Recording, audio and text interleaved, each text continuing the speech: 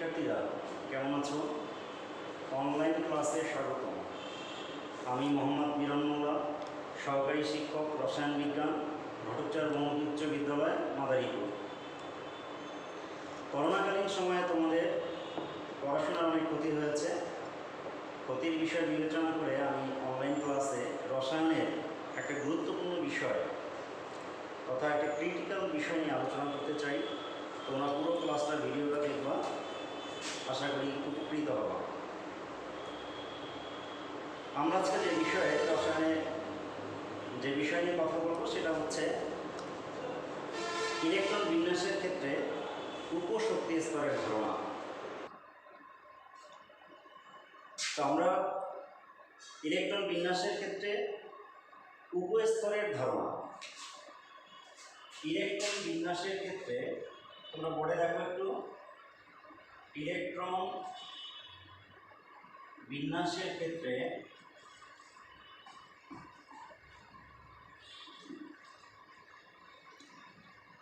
উপস্তরের ধারণা, উপস্তর এর ধারণা। আমরা জানি ইলেকট্রন বিন্যাসের ক্ষেত্রে প্রধান কোয়ান্টাম সংখ্যা থাকে। প্রধান কোয়ান্টাম সংখ্যাকে বিভিন্ন উপশক্তি স্তরে ভাগ করা যায়। এই উপশক্তি স্তরগুলোকে বিভিন্ন অক্ষরে নামকরণ করা হয়, নামে আখ্যায়িত করা হয়। তোমরা লক্ষ্য করো, প্রধান কোয়ান্টাম সংখ্যাকে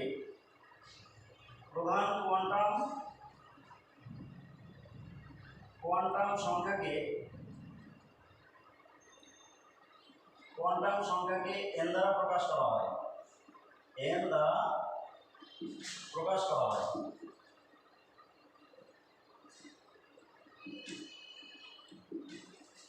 প্রধান কোয়ান্টাম সংখ্যা n আর উপশক্তি স্তরগুলোকে l দ্বারা প্রকাশ করা হয়। উপশক্তি স্তরকে l দ্বারা, স্মল l দ্বারা প্রকাশ করা হয়।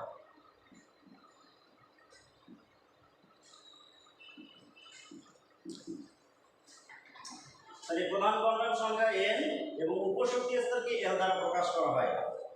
আমরা এই প্রধান কোয়ান্টাম সংখ্যাকে উপশক্তি স্তর যে ভাগ করবো, সেই উপশক্তি স্তরগুলোকে কয়েকটি অক্ষরে আখ্যায়িত করা হয়, যেমন S, P, D, L ইত্যাদি। তোমরা নবম দশম শ্রেণীতে উপশক্তি স্তরগুলোকে S, P, D, F এই কয়টা অক্ষরেই নামকরণ করা শিখেছ। কিন্তু উচ্চতর ক্লাসে গেলে তোমরা আরও একটা অক্ষরের নাম জানবা, সেটা হচ্ছে G। এটা আমাদের আপাতত দরকার নাই। আমাদের S, P, D, F এই উপশক্তি স্তরগুলো, এইগুলো নিয়েই আমরা আজকে আলোচনা করব।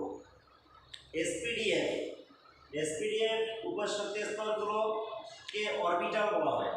S, P, D, F আমি একটু করে মুছে দিচ্ছি। S, P, D, F এগুলোকে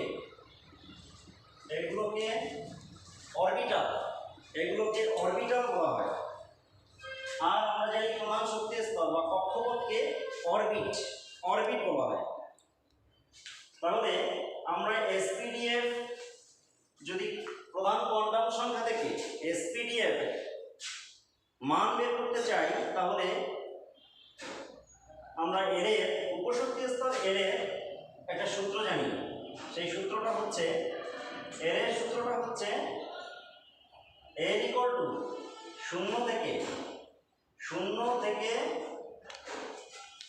0 থেকে n-1 পর্যন্ত। উপশক্তি স্তর এর সূত্র হচ্ছে 0 থেকে n-1 পর্যন্ত তোমরা এর মান পাবা। আসলে আমরা এবার দেখি যে শক্তি স্তর, উপশক্তি স্তর, এই উপশক্তি স্তরগুলো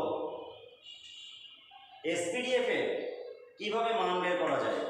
প্রধান কোয়ান্টাম সংখ্যা n = যদি অন ধরো, অন হলে 0, এল এর মান হবে 0। তাহলে অরবিটাল সংখ্যা হবে একটি, অরবিটাল সংখ্যা হবে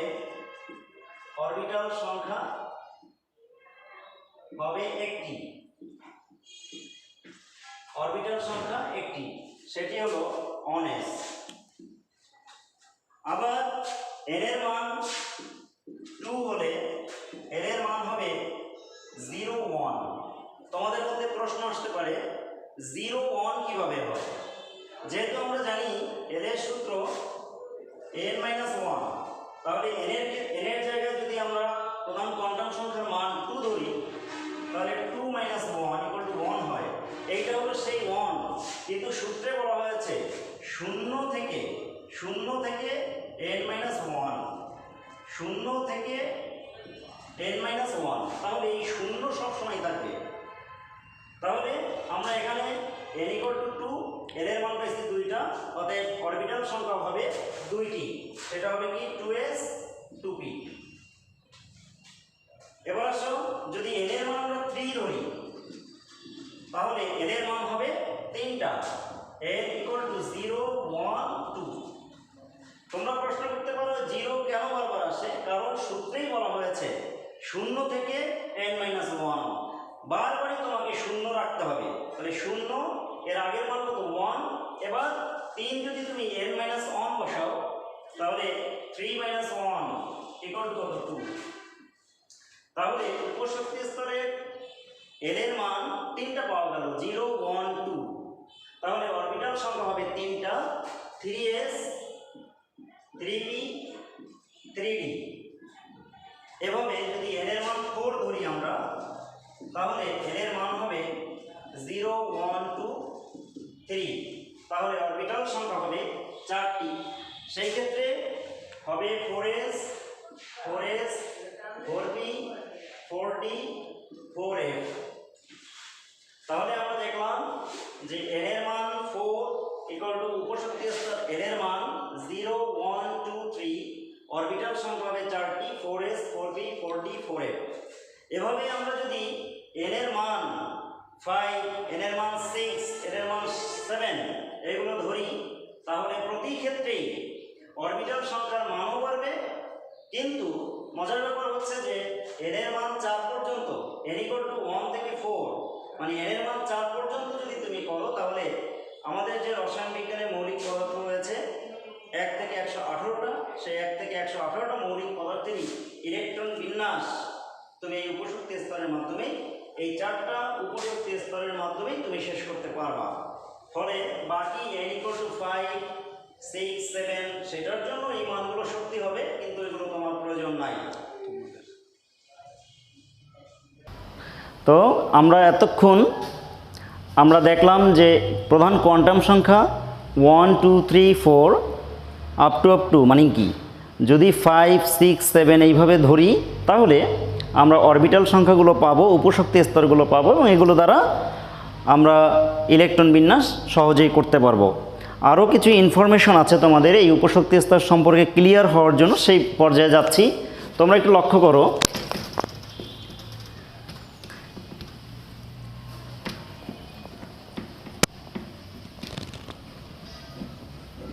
এবার আমরা যে উপশক্তি স্তর sp-df পেয়েছি, সেই প্রত্যেকটা অরবিটালে কয়টি করে ইলেকট্রন থাকতে পারে? প্রতিটি অরবিটালে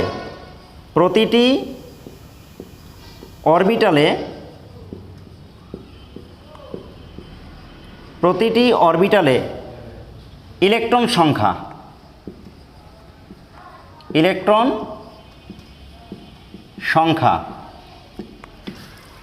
আমরা sp-df যে অরবিটালগুলো পেয়েছি, সেই অরবিটালে কয়টি করে ইলেকট্রন থাকতে পারে, এই ইলেকট্রন সংখ্যাগুলো আমরা আগে বের করে নেই। তাহলে ইলেকট্রন সংখ্যা বের করার সূত্র হচ্ছে 2 × 2l + 1। প্রতিটি অরবিটালে ইলেকট্রন সংখ্যা বের করার সূত্র হচ্ছে 2 × 2l + 1। আসো আমরা s অরবিটালের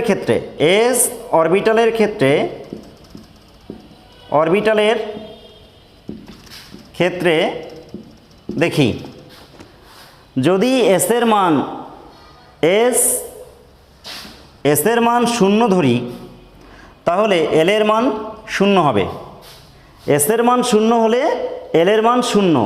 সেই ক্ষেত্রে আমরা যদি এই জায়গায় মানটা বসাই 2 × 2 0 + 1, এল এর মান 0 বসাইলাম, তাহলে 2 0 + 1, তাহলে কি 2 × 1, 2 1 2। তাহলে এস অরবিটালে ইলেকট্রন সংখ্যা হবে 2টি। এস অরবিটালের ক্ষেত্রে ইলেকট্রন সংখ্যা হবে কয়টি? 2টি। এবার পি অরবিটালের ক্ষেত্রে পি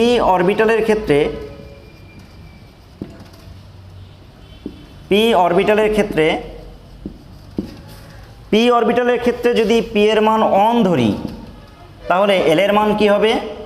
1। তোমরা মনে রাখবা এস = 0 হলে এল = 0, আবার পি = 1, এখানে অরবিটালের মান যা এল এর মান তাই। সুতরাং পি = 1 হলে এল = 1। সেই ক্ষেত্রে কি হবে? আবার যদি আমরা সূত্রে মান বসাই 2 × 1 + 1, তাহলে কি হবে? 2 + 1 = 2 × 3 = 6। তাহলে পি অরবিটালের ইলেকট্রন সংখ্যা হবে 6টি। অনুরূপভাবে আমরা যদি ডি অরবিটালের ক্ষেত্রে বিবেচনা করি তাহলে ডি = 3, ডি এর মান 3 ধরতে হবে, 3, তাহলে এল এর মান হবে 3। সুতরাং 2 × 3 + 1, 2 × 3 × 6 যোগ 1, 2 × 7। সরি, আমার একটু ভুল হয়েছে,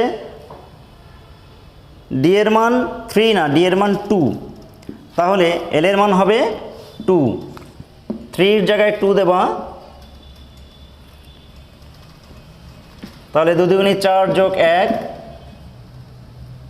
× 5 = 10। ডি এর ক্ষেত্রে 2 ধরতে হবে, তাহলে এল এর মান হবে 2। আর এই সূত্রে যদি আমরা এল এর মানটা বসাই দিই তাহলে আমরা কত পাবো? ডি অরবিটালের ক্ষেত্রে 10। অনুরূপভাবে আমরা এফ অরবিটালের মানটাও বের করি। এফ অরবিটালের ক্ষেত্রে এফ এর মান যদি আমরা 3 ধরি তাহলে এল এর মান হবে 3।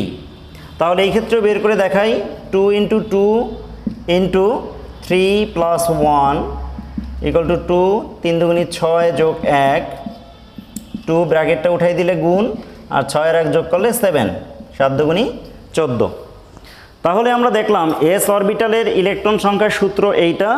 আর অরবিটালে এস অরবিটালের ছিল আমাদের 2টা ইলেকট্রন, পি অরবিটালে ইলেকট্রন ছিল 6টা, ডি অরবিটালে ইলেকট্রন পাওয়া গেল 10টা, এবং এফ অরবিটালের ক্ষেত্রে ইলেকট্রন পাওয়া গেল 14টা। এইভাবে আমরা যদি জি অরবিটালেরও মান ধরি 4, তাহলে আমরা সেই ক্ষেত্রে ওইখানেও একটা মান পাবো। তাহলে আমরা নেক্সট দেখি যে ইলেকট্রন, প্রতিটা অরবিটালের ইলেকট্রন ধারণ ক্ষমতা দেখলাম। এবার আমরা দেখব যে এই ইলেকট্রন, প্রথমে আমরা প্রধান কোয়ান্টাম সংখ্যা সম্পর্কে ধারণা পেয়েছি, এরপরে উপশক্তি স্তর এল সম্পর্কে ধারণা পেয়েছি, এরপরে আমরা উপশক্তি স্তর এসপিডিএফ এর মানগুলো বের করেছি, সেই এসপিডিএফ এর ইলেকট্রন ধারণ ক্ষমতা সেটাও আমরা বের করেছি। এবার সর্বশেষ আমরা প্রধান কোয়ান্টাম সংখ্যা এন, প্রধান কোয়ান্টাম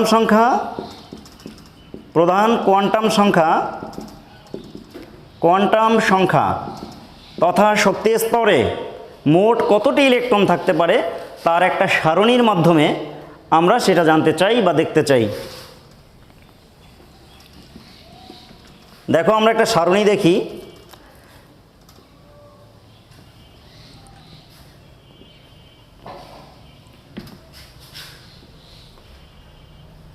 প্রধান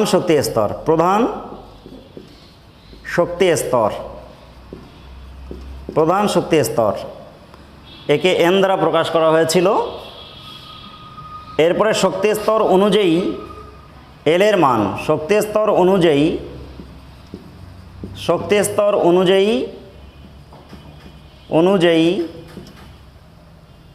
এল এর মান। এরপরে অরবিটালের অরবিটালের প্রতীক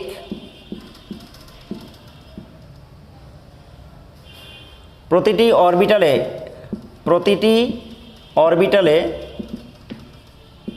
অরবিটালে ইলেকট্রন সংখ্যা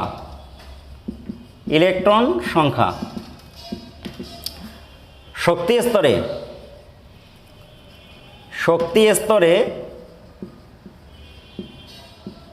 স্তরে মোট ইলেকট্রন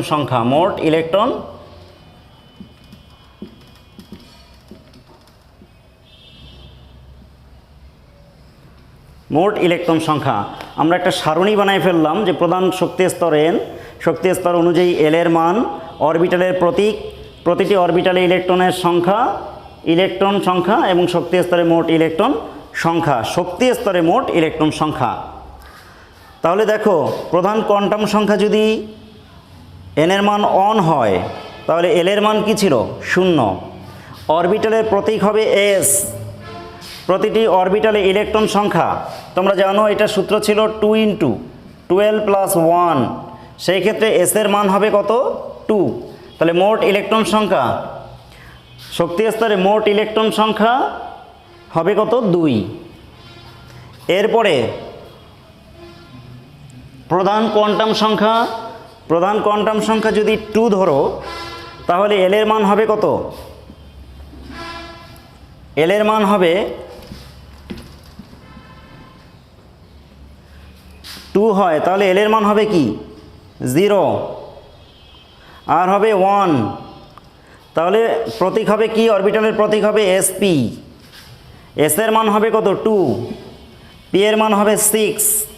যদি আমরা মোট শক্তি স্তর ইলেকট্রন সংখ্যা দেখতে চাই তাহলে 2 + 6 সমান হবে 8। এরপরে তৃতীয় শক্তি স্তরে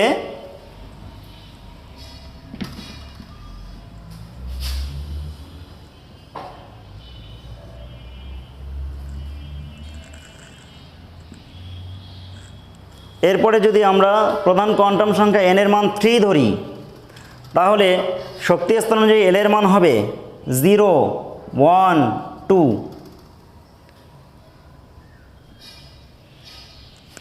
0, 1, 2। 0-র জন্য আমার প্রতীক আসবে এস, 1-এর জন্য হবে পি, 2-এর জন্য হবে ডি।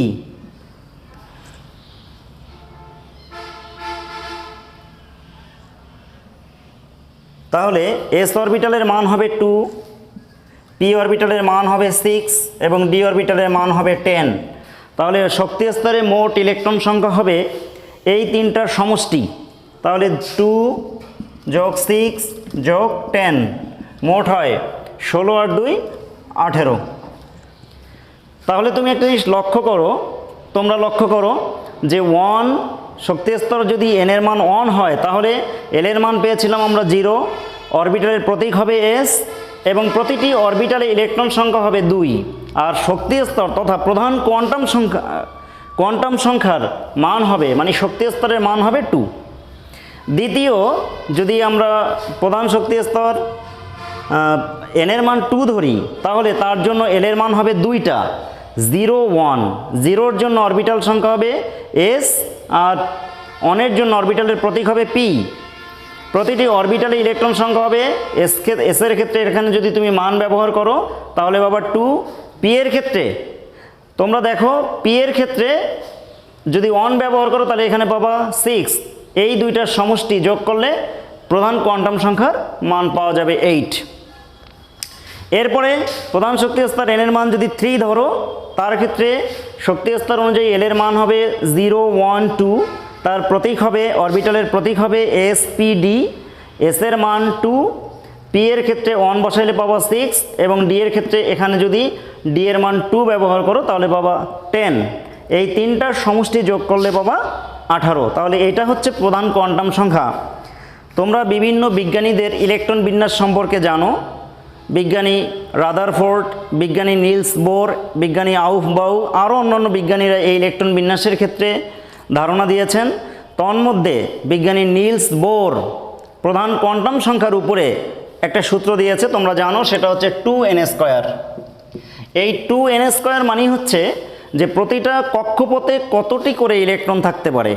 তো আমরা দেখেছি প্রতিটি কক্ষপথে 2n² নিয়ম অনুযায়ী প্রথম কক্ষপথে থাকবে 2টা, দ্বিতীয় কক্ষপথে থাকবে 8টা, তৃতীয় কক্ষপথে থাকবে 18টা, চতুর্থ কক্ষপথে থাকবে 32টা। ঠিক আমরা এই উপশক্তি স্তরের ধারণা থেকে আমরা একটা জিনিস লক্ষ্য করতে পারলাম যে আমরা যদি উপশক্তি স্তরের মান ব্যবহার করি এবং সেই শক্তি স্তরের মানগুলো যোগ করি, তাহলে কিন্তু সেই নিলস বোরের যে প্রধান কোয়ান্টাম সংখ্যার যে সূত্র দেওয়া হয়েছিল 2n², তার যে মান আর এই উপশক্তি স্তরের মানগুলো যদি যোগ করা হয়, তাহলে কিন্তু সেই প্রধান শক্তি স্তরের মানই পাওয়া যায়। সুতরাং আমরা এই উপস্তরের ধারণা দ্বারা আমরা 118টা মৌলিক পদার্থের ইলেকট্রন বিন্যাস করতে পারবো। সাথে আরও একটা বিষয় তোমাদের জানা দরকার, 2n² এই প্রধান কোয়ান্টাম সংখ্যার যে সূত্র, এই সূত্র অনুযায়ী তুমি যদি কক্ষপথে ডায়াগ্রামের মাধ্যমে ইলেকট্রন সাজাও, তাহলে দেখবা যে প্রতি কক্ষপথে 2টা 18টা, 2টা 10টা 18 এবং কি আমার একটু ভুল হয়েছে, যে প্রতিটা কক্ষপথে 2, এরপরে 8, এরপরে 18, এরপরে 32টি। ঠিক এই অনুরূপভাবে ইলেকট্রনগুলো বসবে। কিন্তু সমস্যা হচ্ছে, যদি উপশক্তি স্তরের ধারণা আমরা না পেতাম, তাহলে 1 থেকে 18টা মৌলিক পদার্থের ইলেকট্রন বিন্যাস 2n² নিয়ম অনুযায়ী করা যাইত। কিন্তু উপশক্তি স্তরের ধারণা যখন আমরা পাইলাম, তখন তোমরা দেখবা যে এই উপশক্তি স্তরের ধারণা ব্যবহার করে যদি আমরা ইলেকট্রন বিন্যাস করি, তাহলে প্রধান কোয়ান্টাম সংখ্যার যে মান এবং উপশক্তি স্তরের মানগুলো সেম মিলে যায়। এটাই হচ্ছে সবচেয়ে মজার ব্যাপার, যে উপস্তরের ধারণা যদি না থাকতো, তাহলে তোমরা 18-র পরে পটাশিয়াম 19, ক্যালসিয়াম 20, স্ক্যান্ডিনিয়াম, টাইটানিয়াম, ভ্যানাডিয়াম, ক্রোমোডিয়াম, এইরকম যে মৌলগুলো পরপর আছে, সেই মৌলগুলোর ইলেকট্রন বিন্যাস করা একটু আমাদের জন্য জটিল হইতো। সুতরাং বিজ্ঞানীরা আমাদেরকে সহজ করার ক্ষেত্রে অনেক গভীর চিন্তা ভাবনার মাধ্যমে আমাদেরকে এই তথ্য দান করেছেন, যার ফলে আমরা ইলেকট্রন বিন্যাস সহজে সম্পূর্ণ করতে পারলাম। তো তোমাদেরকে পরবর্তী ক্লাস দেখার জন্য আমন্ত্রণ। আজকে এ পর্যন্তই। থ্যাংক ইউ সবাইকে।